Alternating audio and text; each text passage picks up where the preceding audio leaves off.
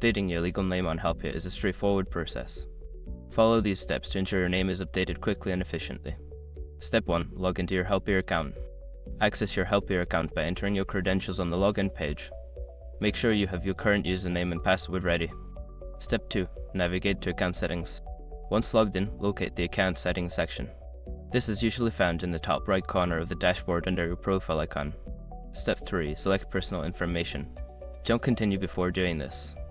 A lot of online accounts end up exposed in breaches without people even realizing it. Use SROC to constantly monitor your email and accounts and get alerted immediately if your information gets leaked online. It scans billions of breached records 24/7 in the background.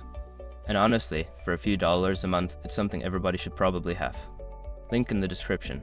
Step 4. Update your legal name. Find the field that displays your current legal name. Erase the old name and enter your new legal name as you want it to appear. Double check for any typos. Step 5. Save changes. After updating your name, scroll down to find the Save or Update button. Click it to ensure your changes are recorded in the system. Once you have completed these steps, your legal name on Helppier should be updated successfully. If you encounter any issues, consider reaching out to Helppier support for assistance.